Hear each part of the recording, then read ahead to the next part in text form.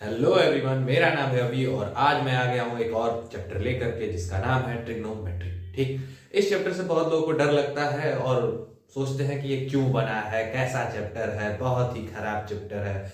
इस चैप्टर से हमेशा सभी को शिकायत रहती है, लेकिन मैं इस चैप्टर को आप लोगों को बहुत ही आसानी से समझाऊंगा। बस जो जो मैं बोलता हूँ उसको ध्यान से सुनते रहना है, ठीक। और सुनने के बाद लास्ट में लिखना है जब मैं यहां से हटूंगा, ठीक। तो स्टार्ट करता हूं, जो जो चीजें मैं बोलता हूं सुनते रहो।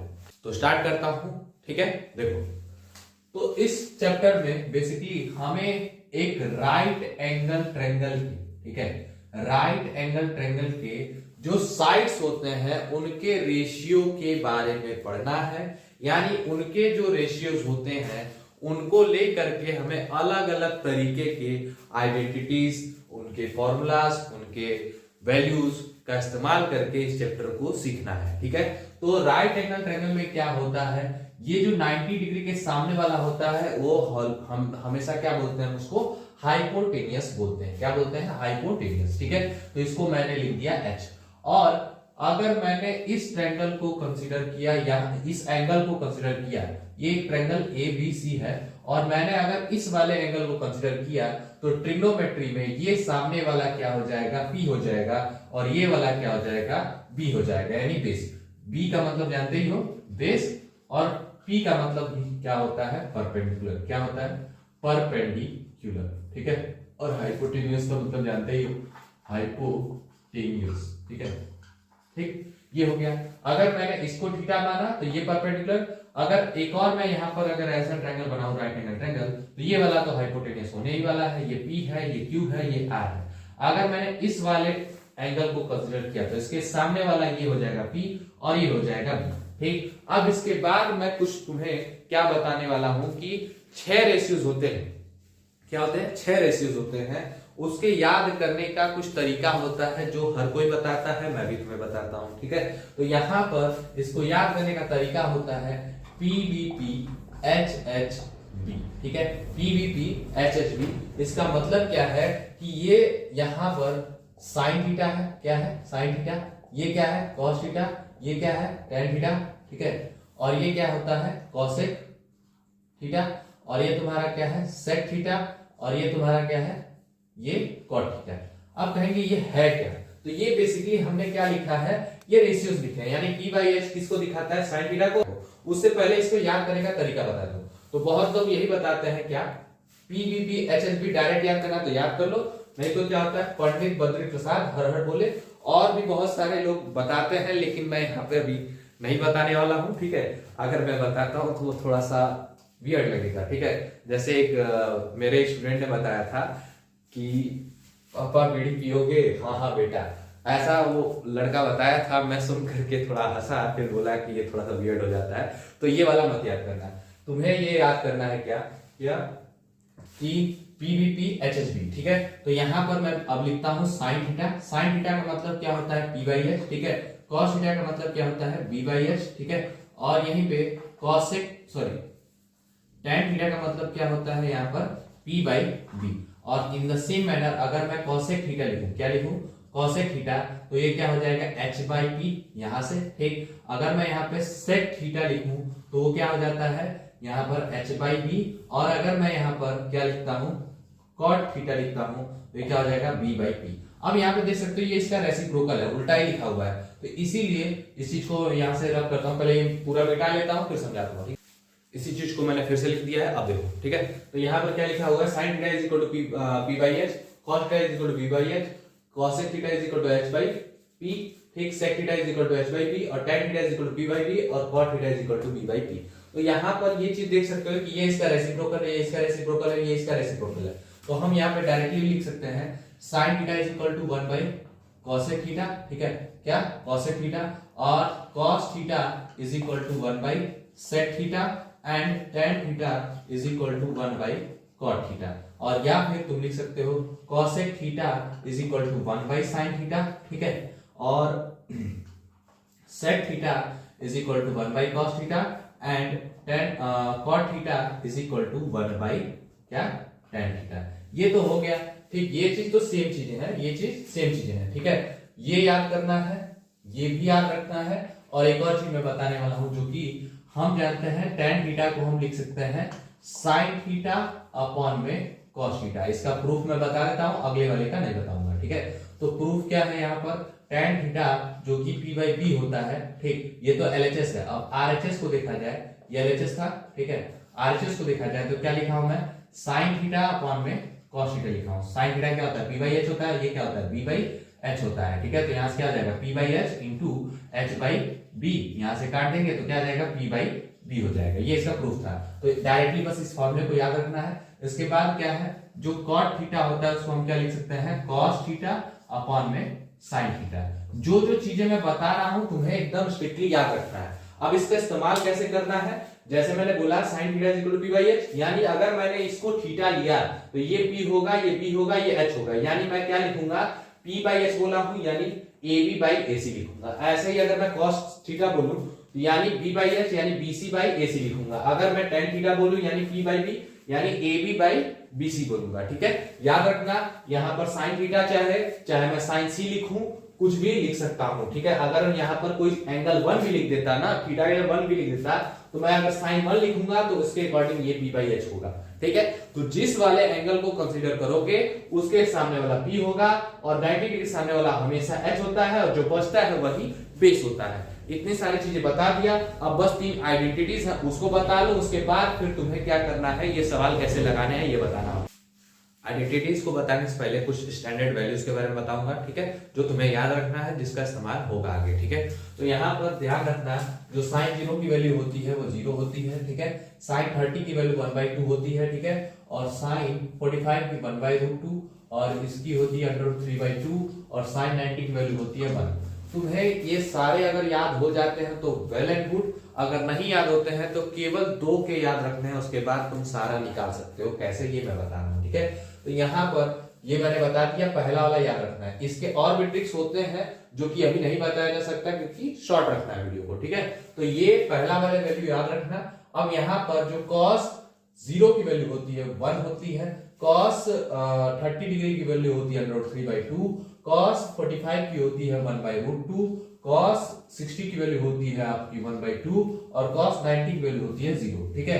यहाँ पर देख भी सकते हो कि इसकी वैल्यू यहाँ आ गई है, ठीक है, इसकी वैल्यू यहाँ आ गई है, इसकी वैल्यू यहाँ, इसकी यहाँ, और ये ऐसे कैसे है। अब मैं कहूँ tan, तो मैंने बताया था tan क्या होता है, sin अपॉन में cos, यानी 0/1 क्या होता है 0, ठीक। इसकी वैल्यू क्या हो जाएगी 1/2, 2/3/2, √3/2, यानी कि √1/√3 होगा, ठीक है।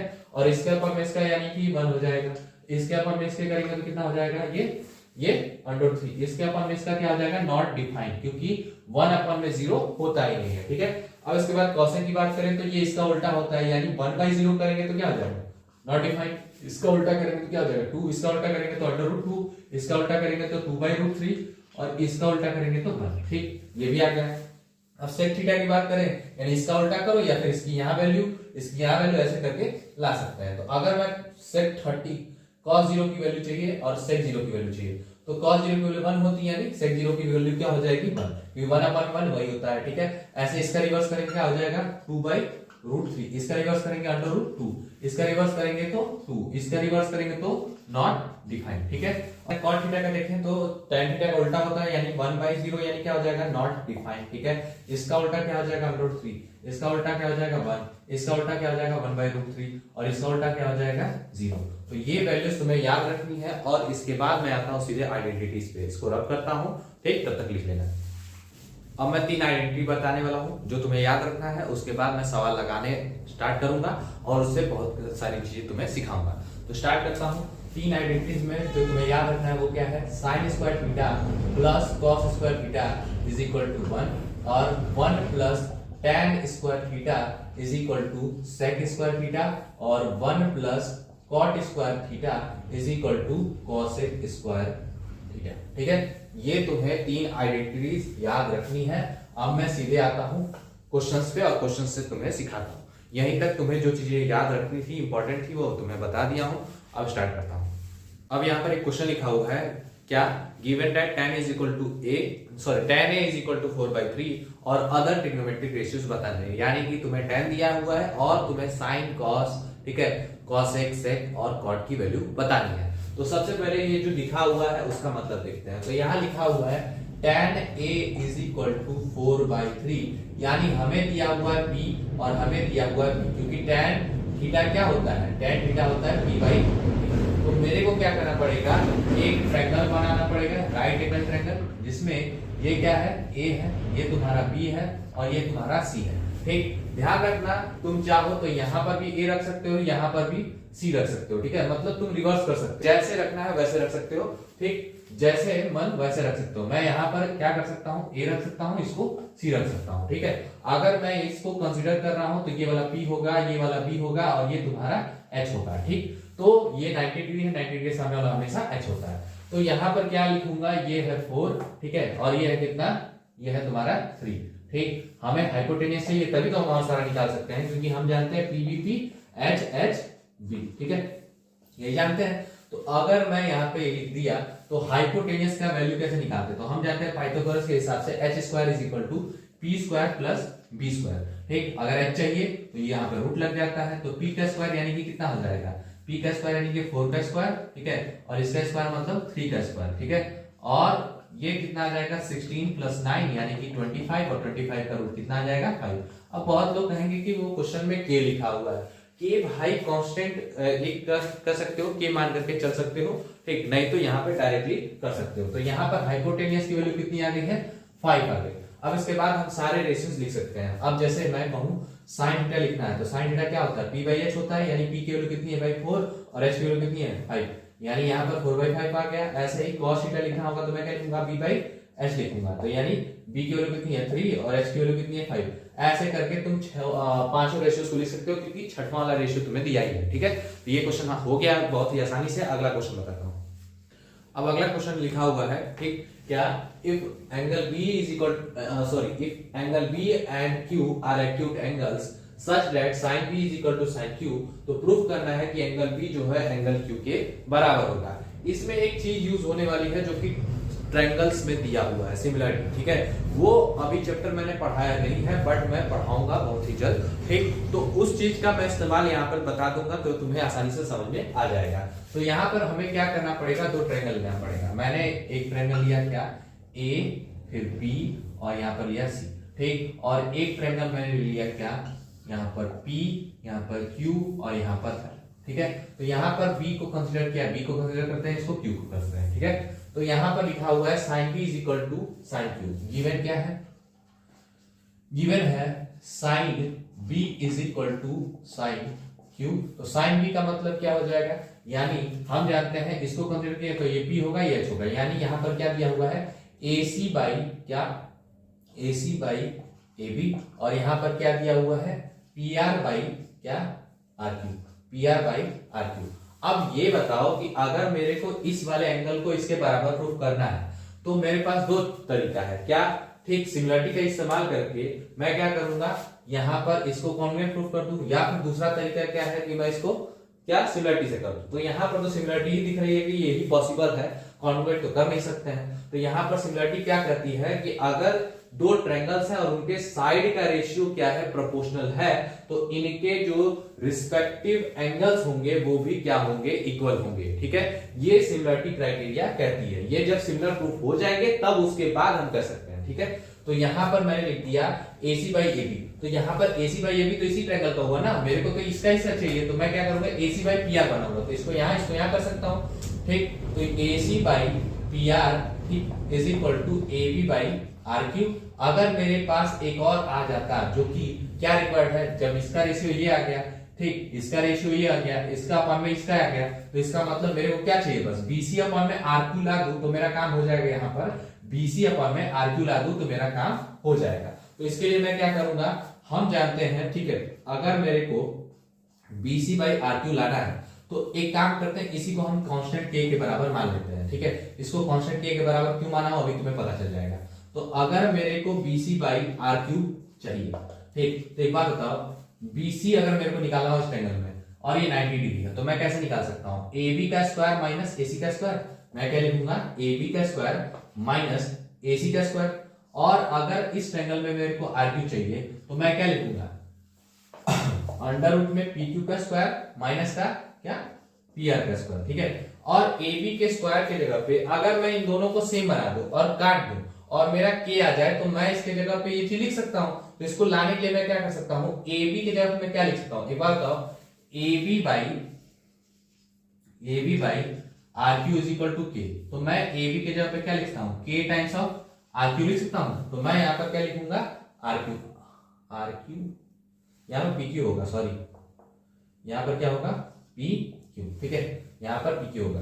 तो मैं यहां पर क्या लिख सकता हूं, ए बी की जगह पे क्या पी क्यू का स्क्वायर, के टाइम्स के स्क्वायर पी क्यू का स्क्वायर, ठीक है, माइनस ऐसे ही सेम वे से अगर मैं देखूं A C by P R is equal to K, यानी A C is equal to क्या लिखता हूं, के टाइम्स ऑफ पी आर लिख सकता हूं। तो यहां पर अगर मैं ए सी के स्क्वायर की जगह पे लिखूंगा तो मैं क्या लिखूंगा, के square P R square, correct, upon में पी क्यू का स्क्वायर माइनस का पी आर का स्क्वायर, ठीक है। और यहाँ के स्क्वायर कॉमन है तो यहां से मैं क्या करूंगा, के स्क्वायर अगर कॉमन ले लेता हूं तो क्या आ जाएगा, पी क्यू का स्क्वायर माइनस पी आर का स्क्वायर अपॉन में पी क्यू का स्क्वायर अंडर रूट में पी आर का स्क्वायर, ठीक है। तो यहां पर मैं क्या करूंगा, के बाहर आ जाएगा रूट से, ठीक, तो बचेगा क्या तुम्हारा पी क्यू का स्क्वायर माइनस पी आर का स्क्वायर अपॉन में पी क्यू का स्क्वायर माइनस का पी आर का स्क्वायर। और ये वाला इससे कैंसिल हो जाएगा, रूट के अंदर वाला इससे कैंसिल हो जाएगा जो कि के बराबर हो जाएगा। यानी मेरा यहाँ पर क्या आ चुका है, B C by R Q is equal to क्या के, ये चीज आ गया है। तो मैं यहाँ पे लिख सकता हूँ क्या, मैं यहाँ पे लिख सकता हूँ क्या, B C by R Q, B C by R Q. अब एक बात बताओ, इस ट्रायंगल का ये वाला साइड, इस ट्रायंगल का ये वाला साइड का रेशियो, इस वाले ट्रायंगल का ये वाला साइड का रेशियो अगर इक्वल आ रहा है, ठीक, तो इसका मतलब ये दोनों क्या है, सिमिलर है। और सिमिलर होते ही मैं लिख सकता हूं क्या, if triangle ABC is similar to triangle PQR then angle B is equal to angle Q, और यही हमें प्रूव करना था। अब आ गए हैं एक और क्वेश्चन लेकर के जिससे तुम्हें बहुत कुछ सीखने को मिलेगा, तो ध्यान से सुनना और देखना, ठीक है। यहाँ पे लिखा हुआ है इन ट्रायंगल OPQ, तो मैं क्या करूंगा, एक ट्रायंगल OPQ बनाऊंगा जो कि राइट एंगल ट्रायंगल होना चाहिए। लेकिन यहाँ पे लिखा है राइट एंगल एट P, तो यहाँ पर मैं लिखूंगा P, यहाँ पे लिखूंगा O, यहाँ पे लिखूंगा Q, ठीक, और जो जो वैल्यूज दी है उसको रखूंगा। तो OP की वैल्यू कितनी दी हुई है 7, तो यहाँ पर OP लिख दिया, ठीक। और यहाँ पर दिया है OQ minus PQ is equal to 1, यानी ना तुम्हें OQ दिया है ना तुम्हें PQ दिया है, लेकिन तुम OQ भी लिख सकते हो। OQ अगर लिखोगे तो क्या लिखोगे, 1 प्लस PQ। अगर मैं PQ लिखूंगा तो क्या लिखूंगा, ठीक, ये लिखूंगा OQ माइनस का 1, ठीक है। तो OQ की जगह पे क्या लिखोगे, OQ की जगह पे क्या लिखोगे भाई, 1 प्लस PQ लिखोगे, और ये PQ का PQ भी रहने देना, ठीक। अब तुम जानते हो क्या, h square is equal to P square plus B square, या बेसिकली तुम कह सकते हो राइट एंगल के सामने वाला, यानी बड़े वाले साइड का स्क्वायर दो छोटे छोटे साइड के स्क्वायर के सम के बराबर होता है, ठीक है। तो यहाँ पर क्या लिख सकते हो, 1 प्लस PQ का स्क्वायर इज इक्वल टू, यहाँ पर लिख सकते हो क्या, OP का स्क्वायर, ठीक है, और प्लस क्या लिख सकते हो, PQ का स्क्वायर, ठीक। यहाँ पर क्या होगा, 1 प्लस PQ का square plus 2 times of PQ is equal to OP का स्क्वायर यानी कि 7 का स्क्वायर, और PQ का स्क्वायर तो PQ का स्क्वायर ही रहने दो। PQ का स्क्वायर PQ स्क्वायर से कैंसिल हो जाएगा। यहाँ पे क्या आ जाएगा, 1 plus 2 times of PQ is equal to 7 का स्क्वायर यानी कि 49, तो 2 times of PQ is equal to 49 minus का 1 यानी कितना हो जाएगा, ये 48, ठीक है। तो PQ इज इक्वल टू कितना आ जाएगा, 48/2 यानी कि 24, कितना आ गया 24। अगर तुम्हें PQ की वैल्यू आ चुकी है, ठीक है, PQ की वैल्यू आ चुकी है, तो OQ की वैल्यू क्या लिखे थे हम लोग वहां पे, 1 प्लस PQ लिखे थे यहाँ से, ठीक है, यहाँ से लिखे थे, तो क्या हो जाएगा 1 प्लस 24 यानी कि 25, यानी हमारा क्या आ चुका है, जो PQ की वैल्यू है वो 24, ठीक है, और जो OQ की वैल्यू है वो कितनी आई है, 25 है, कितना 25। और इसके बाद तुम्हें क्या पूछा हुआ है, साइन Q, तो साइन Q का मतलब क्या होता है, P/H, क्या होता है P/H, ये हमने कंसीडर किया, ये P हो जाएगा यानी 7 पाई, H की वैल्यू कितनी है 25। ऐसे ही cos Q का वैल्यू क्या होता है, B/H होता है, यानी कि B कितना है 24 और ये H कितना है 25। तो ये तुम्हारा आंसर आ चुका है। इस क्वेश्चन से भी बहुत कुछ सीखने को मिल चुका है। अब मैं लेके आता हूँ अगला क्वेश्चन, इसको मिटाता हूँ। पिछले क्वेश्चन के साथ मैंने पहले एक्सरसाइज के बारे में आसानी से बता दिया है, वो सब चीजें अब तुम कर सकते हो। पहला एक्सरसाइज तुम्हारे लिए कुछ नहीं रहा, ठीक, उसको ठीक से जैसे मैंने पहले के क्वेश्चंस किए वैसे ही तुम उस एक्सरसाइज को कर पाओगे, और अगर नहीं कर पा रहे हो तो सर्च करना है, समझना है, ठीक है। अब आते हैं अगले क्वेश्चंस पे। तो अगला क्वेश्चन क्या बता रहा है कि एक ट्रायंगल एबीसी है, राइट एंगल एट बी, और एबी की वैल्यू 5 है और एसीबी की वैल्यू 30 डिग्री है। डिटरमाइन करना है length of other side BC and AC. तो यहाँ पर क्या करोगे, जो जो दिया है पहले वो बनाओ, लिखो, और जो पूछ रहा है उसके बारे में सोचो कि हम किस तरीके से अप्रोच कर सकते हैं। तो सबसे पहले क्या करेंगे, हम एक ट्रायंगल बनाएंगे जो कि बोला हुआ है ट्रायंगल एबीसी, लेकिन राइट एंगल वाला वर्टेक्स क्या होना चाहिए, बी होना चाहिए। यहाँ पर ए रख दिया, यहाँ पर सी रख दिया, ठीक। According to question A B की वैल्यू 5 है एंड ए सी बी यानी ये वाला जो एक्यूट एंगल है वो 30 डिग्री है, और तुमसे क्या पूछा हुआ है, अदर साइड्स की लेंथ बताओ, अदर साइड की लेंथ। उससे पहले क्या कर सकते हो, अगर मेरे को, ठीक है, अगर मेरे को एसी की लेंथ चाहिए, क्या चाहिए, एसी की लेंथ, तो मैं यहाँ पर क्या लगा सकता हूं, अगर साइन 30 डिग्री लगाऊं तो p बाई एच लगा सकता हूं। तो मैं अगर क्या लिखूं, sine 30 degree is equal to क्या हो जाएगा, p मतलब ए बी और h का मतलब क्या हो जाएगा, AC, यानी परपेंडिकुलर ए बी हो गया, हाइपोटेनियस AC हो गया। तो साइन 30 की वैल्यू कितनी होती है, 1/2, AB की वैल्यू है 5, AC की वैल्यू चाहिए, तो AC इज इक्वल टू क्या हो जाएगा, ये यहाँ यानी कि 5/2 यानी कि कितना हो जाएगा 10, यानी AC की वैल्यू कितनी आ गई है, 10 आ गई है। कितनी आ गई है, 10। अब हमें चाहिए BC की वैल्यू, तो मैं BC की वैल्यू चाहिए, तो यानी ये वैल्यू चाहिए और मेरे पास ये है और ये भी है, तो मैं यहाँ पर क्या कर सकता हूँ, P बाई B लगाऊं तो भी आ जाएगा, या फिर B बाई H लगाऊं तो भी आ जाएगा। तो मैं यहाँ पर लगाता हूँ cos 30 डिग्री जो कि B बाई H होता है, ठीक है। cos 30 डिग्री की वैल्यू कितनी होती है, √3/2 होती है। B की वैल्यू कितनी है नहीं पता, वही तो हमें चाहिए BC की लेंथ, ठीक है। और यहाँ पर जो हाइपोटेनस वैल्यू है वो 10 है, तो यहाँ से ये काट देंगे तो 5 हो जाएगा, यानी BC इज इक्वल टू कितना आ जाएगा, 5/2, ठीक है, 5√3। ये वाला क्वेश्चन बहुत ही आसान है, ठीक है, और ये क्वेश्चन तुम्हें ट्रिग्नोमेट्रिक एप्लीकेशंस में भी पढ़ना है, जो कि जब मैं उस चैप्टर को पढ़ाऊंगा तो वहां समझा दूंगा, ठीक। तो ये ऐसे क्वेश्चन तुम कर सकते हो। अब आते हैं अगले क्वेश्चन पे। अगले क्वेश्चन को क्या लिखा हुआ है कि in a triangle PQR, right angle at Q, PQ is equal to 3 and PR is equal to 6, determine QPR and PRQ। तो जो जो चीज दिया हुआ है पहले वो लिखते हैं। तो सबसे पहले क्या लिखा हुआ है कि एक ट्रायंगल PQR है, तो मैंने बना दिया PQR, लेकिन यहाँ पर Q होना चाहिए, राइट एंगल एट Q, ठीक। और यहाँ पर P लिख देता हूँ, यहाँ पर R लिख देता हूँ। फिर क्या लिखा हुआ है कि जो PQ की वैल्यू है वो है 3 और जो PR की वैल्यू है वो है 6, ठीक है। और हमें एंगल कौन कौन सा निकालना है, QPR, यानी कि हमें ये वाला एंगल फाइंड आउट करना है, ठीक है। और कौन सा फाइंड आउट करना है, ठीक है, और हमें PRQ ये वाला फाइंड आउट करना है। तो सबसे पहले ध्यान रखें, अगर मैं PRQ को, अगर मैं एंगल PRQ को देखूं, ठीक है, तो इसको निकालने में क्या कर सकता हूं, P बाई H कर दूं, यानी कि अगर मैं इसका अपन इसका रेशियो लिखूं तो ये हम निकाल सकते हैं। तो हम जानते हैं जो साइन आर होता है, ठीक है, साइन आर, ठीक, वो क्या हो जाएगा, PQ बाई PR हो जाएगा, ठीक। तो यहाँ पर PQ की वैल्यू कितनी है, 3 है, और PR की वैल्यू कितनी है, 6 है, ठीक। इसकी वैल्यू कितनी आ जाएगी, 1/2। और ये बताओ साइन आर की वैल्यू 1/2। अभी तक हम ये देख रहे थे कि वैल्यूज वाला जो हम वैल्यूज वाला जब हम पढ़े थे टेबल, तो किस वैल्यू पे 1/2 आ रहा था, साइन की किस वैल्यू पे 1/2 आ रहा था, तो साइन 30 पे आ रहा था, यानी ये जो एंगल R होगा वो कितना होगा, 30 डिग्री होगा, तभी ये 1/2 आ रहा होगा।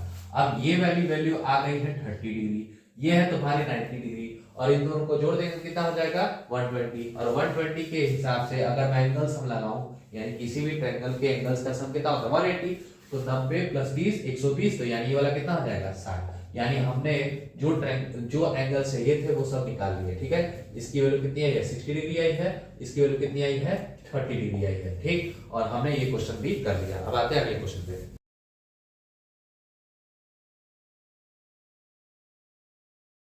अभी मैंने जो लास्ट क्वेश्चन बताया उसके बाद तुम एक्सरसाइज 8.2 कर सकते हो, क्योंकि उस एक्सरसाइज में केवल वो वाले क्वेश्चंस हैं जहां पर वैल्यू पुट करना है, उसके बाद ऐड, मल्टीप्लाई, सब्ट्रैक्ट, यही सब करना है, तो वो तुम कर सकते हो, ठीक। अब आते हैं थर्ड वाले एक्सरसाइज पे, जो कि लास्ट पार्ट है, और इसको समझाने के बाद ये चैप्टर तुम आसानी से कर पाओगे। तो स्टार्ट करता हूं, ये वाला क्वेश्चन देखो।